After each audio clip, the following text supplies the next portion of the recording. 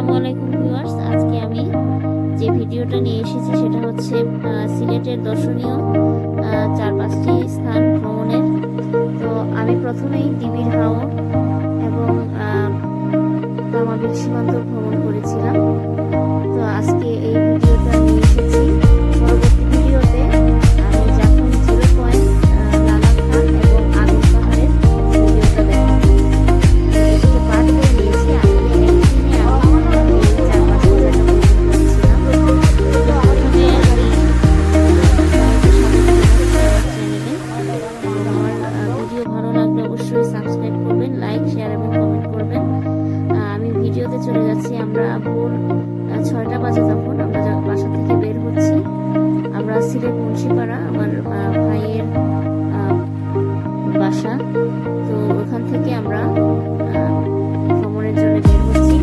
ভোর 6টা বাজে। আমরা সবাই কিছু জিনিসপত্র সাথে নিয়েছি, ঠান্ডা খাবার, তারপর কিছু প্রয়োজনীয় জিনিস। যেহেতু আমার বেবি আছে, তাই আমরা ভ্রমণের জন্য বের হচ্ছি।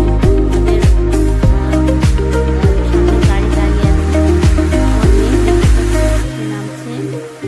আমরা বেরিয়ে পড়েছি। আসলে আমাদের যাওয়ার কথা ছিল, মানে রওনা দেওয়ার কথা ছিল 5টায়, ভোর 5টায়। আমরা প্রথমে ডিবি হাওর যাব এবং ডিবি হাওরের সৌন্দর্য উপভোগ করতে হলে ভোর 5টায় রওনা দিতে হয়। 6টার দিকে ওখানে মোটামুটি সূর্য উঠে যায় এবং সূর্য উঠে ওইখানে আসলে শাপলার সৌন্দর্যটা উপভোগ করা যায়। তাই আমরা একটু সকাল সকাল রওনা দিতে চেয়েছিলাম। তারপরে 1 ঘন্টা লেট হয়ে গেছে, যেহেতু বাঙালির টাইম আমাদের 1 ঘন্টা লেট। 5টায় বলেছিলাম, 6টা বেজে গেছে। আমরা 6টায় রওনা দিচ্ছি। আমরা গাড়ি দিয়ে রওনা দিয়ে দিলাম। আমরা এখন ডিবির হাওরের উদ্দেশ্যে যাচ্ছি। ডিবির হাওর থেকে আমরা তামাবিল থেকে আমরা জাফলং জিরো পয়েন্ট, তারপর ওখান থেকে যাবো আমরা লালা খান এবং সবার শেষে আমরা আগুন পাহাড় দেখতে যাবো। এই সবকটা জায়গায় জাফলং আমরা আমাদের গাড়ি দিয়ে চলে যাচ্ছি। আসলে এখানে আরো অনেক কিছু আছে, যেমন সিএনজি করে আসতে পারে, প্রবাসী যারা আছে সিএনজি করে আসতে পারে। আমরা ডিবি হাওরের কাছাকাছি পৌঁছেছি।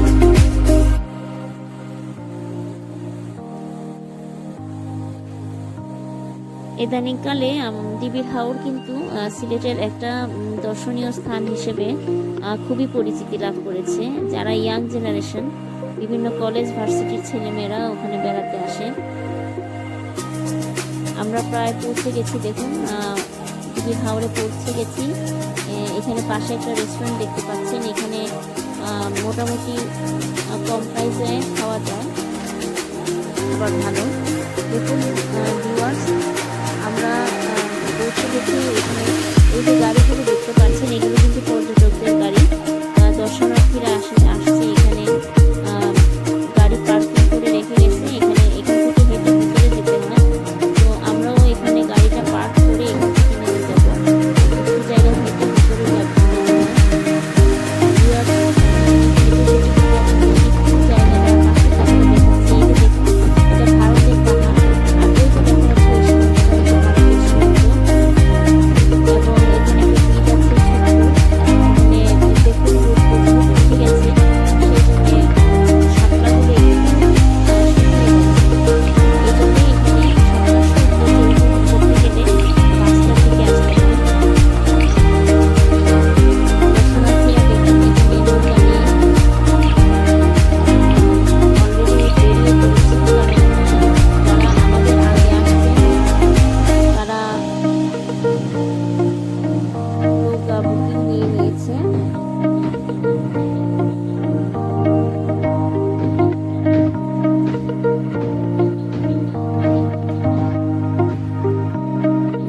দেখতে পাচ্ছেন আমরা নৌকা থেকে চলে এসেছি। এখান থেকে হাওরের ভিতরে প্রবেশ করতে হয়। উপরে হচ্ছে আপনার ভারতের পাহাড়, আর নিচে আমাদের এই বাংলাদেশের অপরূপ সৌন্দর্য।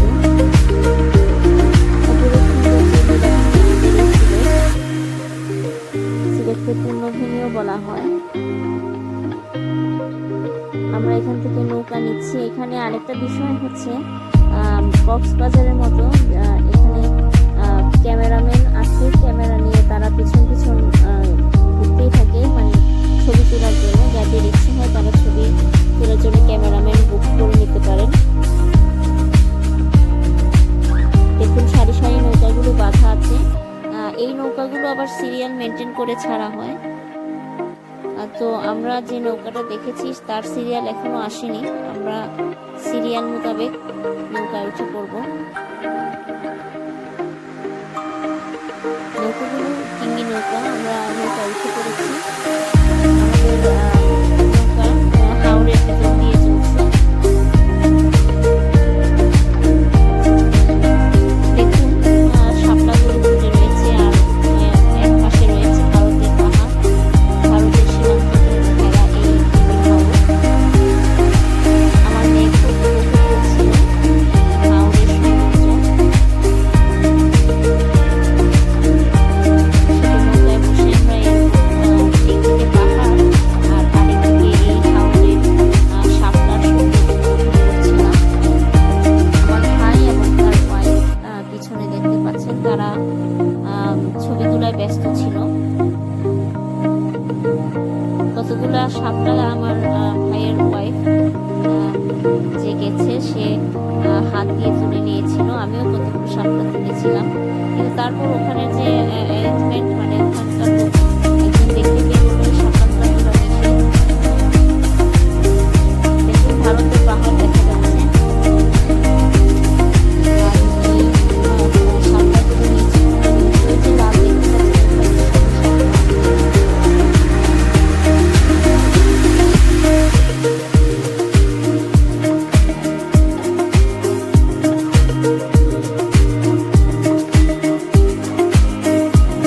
আমরা দেখতে পাচ্ছি এই যে ভারতের পাহাড় এবং বাংলাদেশের সীমান্ত।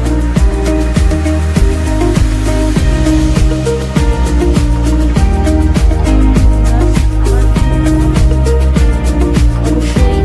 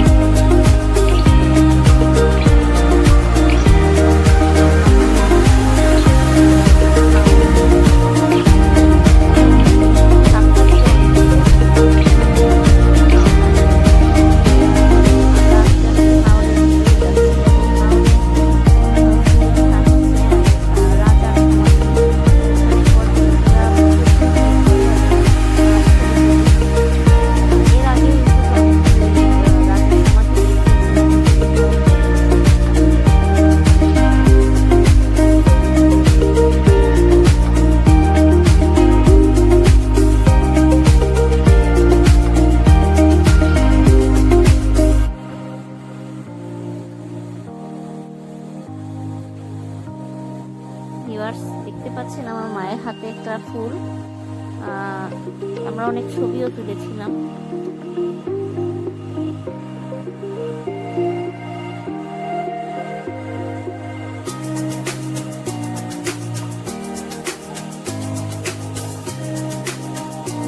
এখানে আমি নৌকা থেকে নেমে ভারতের সীমান্ত ঘেঁষে দাঁড়িয়ে আছি। পাহাড়ের নিচে প্রচুর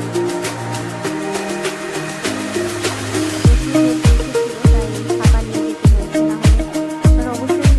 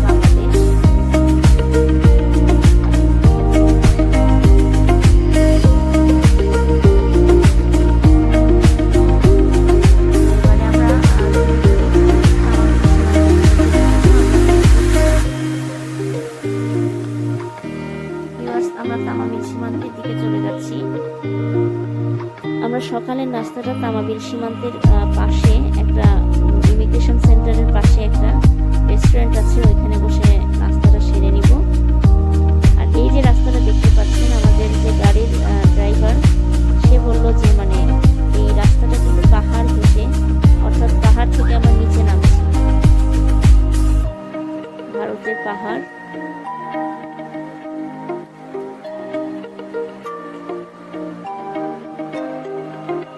এখানে আপনারা সিএনজি দিয়েও আসতে পারেন। আর যারা সিলেট, আমরা চলে আসছি, আমরা চলে আসছি তামাবিল সীমান্তে। এই যে ট্রাকগুলো দেখতে পাচ্ছেন, মালবাহী ট্রাকগুলো, এগুলো ভারতের থেকে আসা।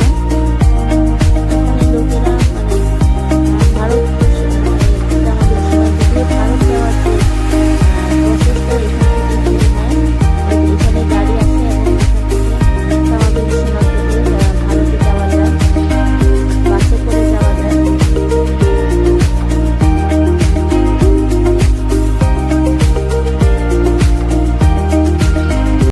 তামাবিল সীমান্ত আমাদের ভ্রমণ করা শেষ। এবার আমরা চলে যাচ্ছি জাফলং 0 পয়েন্টের উদ্দেশ্যে। আগামী ভিডিওতে আমি জাফলং 0 পয়েন্ট, লালা খান এবং